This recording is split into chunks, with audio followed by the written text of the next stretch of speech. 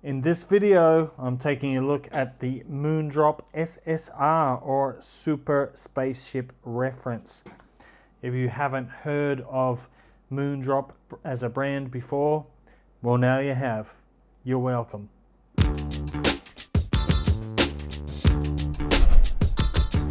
What's cracking, audio fans? It's David here from Prime Audio Reviews. Welcome to another review. Here they are.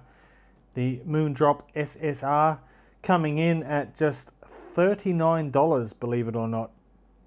39 bucks, putting it firmly into the budget arena. Let's find out how they perform. Aluminium alloy shells. They're actually really small. For comparison, here's the Blonde BL03, which is a reasonably small IEM, but you can see it's much smaller than that. But just look at how narrow, how shallow these fit in your ear. Well, this part, the concha fitting part anyway. So they've got this kind of glossy, smooth finish, really very tiny little earpieces, clearly marked left and right. You've got your metal mesh covering the nozzle there to protect them from earwax. Two pin connectors there. So let's have a close look at this little piece here. Look at it, it's tiny. It's tiny. Yeah, so they've got a nice little bit of heft to them. They feel substantial, not heavy, not too light. Feel really solid and well built. In terms of comfort, these are really superb, basically because they're so small. It's kind of like your old bullet style IEM with just this concha fitting part here that takes up a small part on the outside.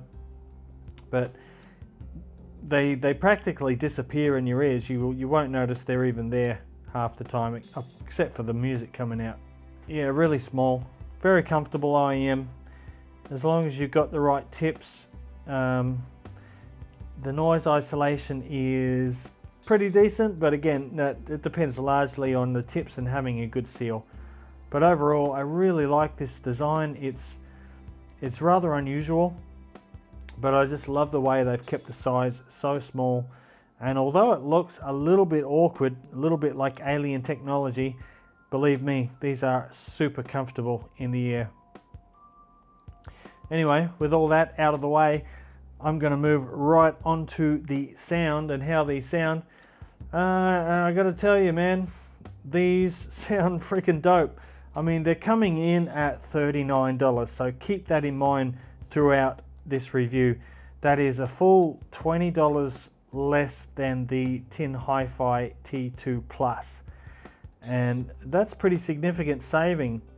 But I got to tell you, these perform, I would say these perform above their price point.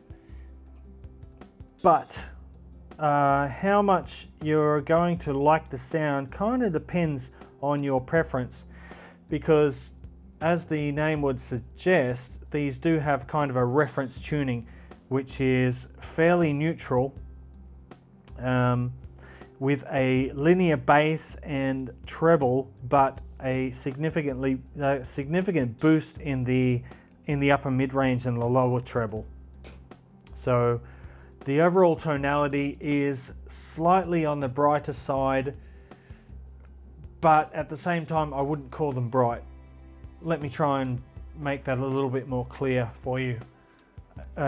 Starting with the bass. The bass on these is, in a word, excellent. I love the bass on these.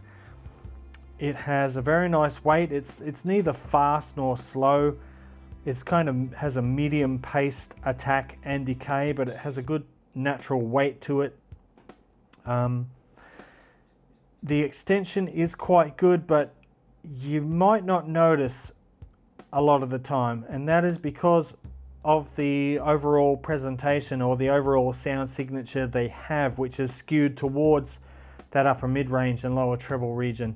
So although the bass quality is fantastic and it sounds great, it in quantity, it does sit a bit behind the upper mids. So the bass is sort of a little bit on the quiet side. But having said that, on certain tracks, the bass, when the bass comes out to play, I was sort of like, what the fuck was that? I mean, where the hell did that come from? These can really pull out the bass, but only on occasion, not all the time. But for the most part, they sit behind the upper mids, and but it is a very, very nice bass indeed. Now, moving on to the mid-range, as I've said several times, it is boosted in the upper mids. The lower mids are more neutral, so male vocals sound fairly not flat, but a little bit on the thinner side. But female vocals and certain instruments like guitars and pianos, they're really lifted, and they get a significant boost for real. And that's where the focus of this tuning sort of points towards, is that upper mid-range and lower treble region. So you get lots of presence.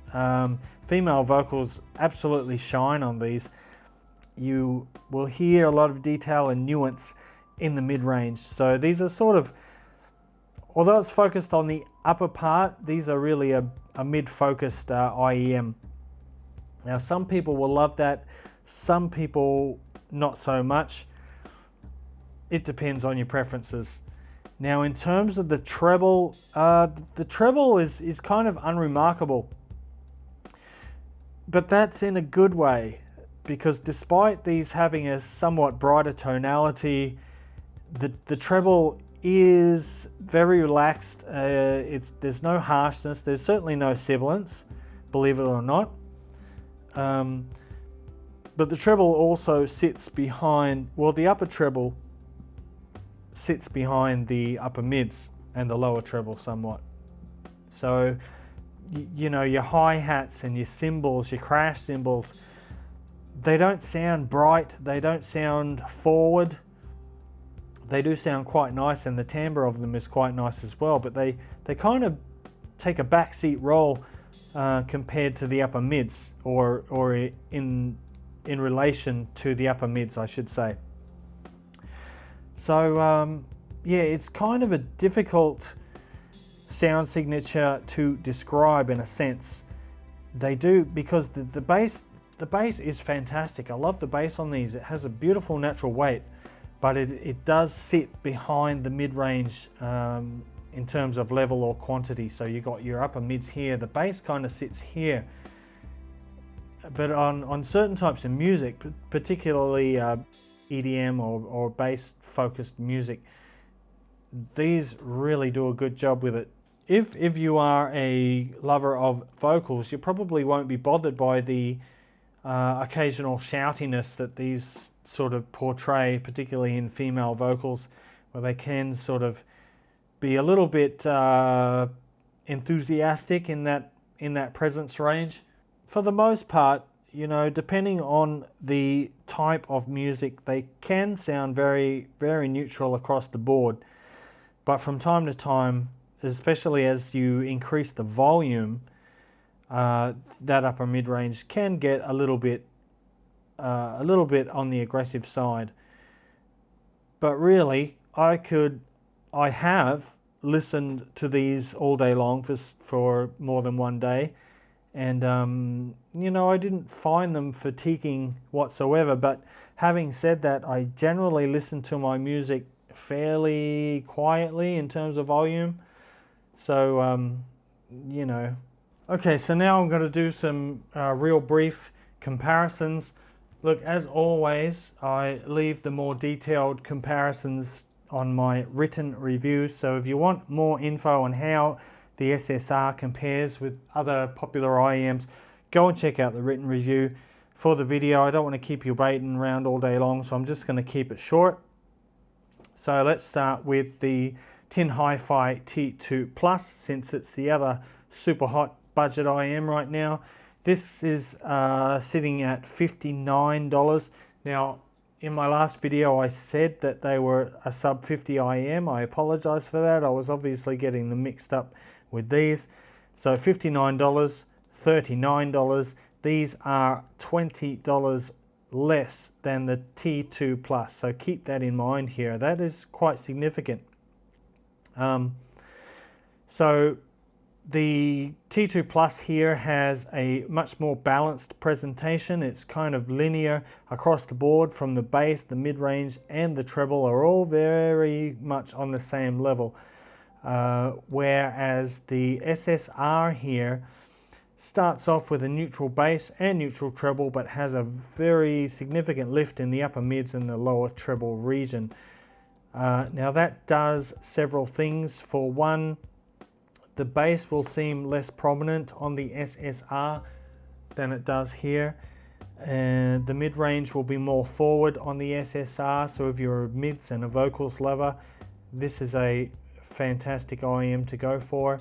In terms of treble, again, there's not a lot of difference in the treble between the both of these models, but because of the focus on the vocals here, the mid-range here, the treble does sound a little bit more subdued on the SSR. So if you're more of a treble lover, the T2 Plus might be more to your liking, but if you're into mid-range specifically, this is your boy right here.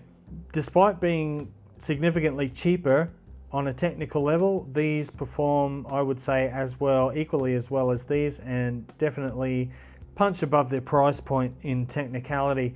I mean, you know, I keep talking about this brightness and this kind of unusual reference tuning, but it is an enjoyable sound, and I think a lot of people will love it. But for someone who's looking for that traditional sort of V-shaped signature, this is going to sound a little bit unusual to you, you're varying more or less on what types of music you listen to. But anyway, back to these. You know, which one is better? That's a subjective term. It always is in audio. For me, you know, I would probably choose the T2 Plus most of the time. But you know, if I was on a tight budget and I was looking to buy something for 39 bucks, man, this is an absolute steal. So just keep that in mind. Next, you got the blonde BL03, the People's Champion, or at least it used to be. But I tell you what, look at this crappy cable, man. Like, as I've said so many times, to get the most out of this IEM, you've got to buy an additional cable, and you will most likely, come on man, you will most likely need to buy better ear tips as well. So the end cost of this ends up being a bit higher, probably $40 to $50. The SSR does sound a bit more polished. It's less grainy in the upper mid-range. The BL03, this is still a great IEM, by the way, but you know, the biggest drawback is just the stock form that it comes in. You've got to spend a bit more money to get the most out of it, but the SSR right out of the box pretty much has you covered. Back to the comparison, the BL03 has got more bass, definitely got a more punchy and a visceral, more impactful bass. It's got a slightly less emphasis on the mid-range, and it's got more sparkly, energetic treble. Whereas this one, like I've said so many times, focuses on the mid-range. Now here is my current sub 100 champ, the iBasso IT00. This has a more traditional or more conventional mild V shape to it. It's got a fair bit of emphasis on the bass, particularly the sub bass. So if you're into bassy genres, this will get you going here. It has, so the bass level or the quantity on the IT00 is significantly more than the SSR. But when it comes to the mid-range, yeah, this one kind of dips a little bit in the mid-range between the bass and the treble. It is still a fairly balanced IEM, but compared to this one, the mids do sound sort of taking a back seat. In terms of treble, yeah, this one has, the IT00 has a bit more treble energy, and like I mentioned earlier, the SSR treble sits behind the mids. So yeah, like I said, I'm going to keep the comparisons brief. So that, folks, is the Moondrop SSR, or Super Spaceship Reference.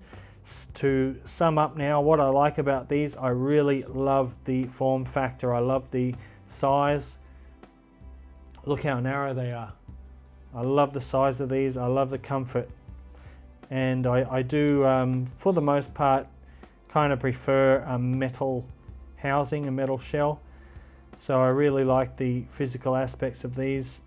Detachable 2-pin cable. 2-pin cable I prefer more than MMCX. That's just personal. I won't go into the reasons right now.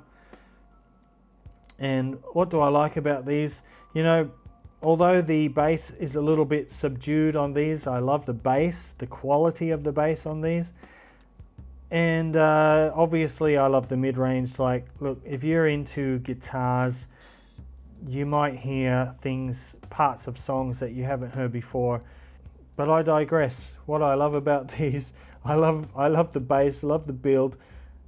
The cable, did I talk about the cable? It's actually pretty good, you know.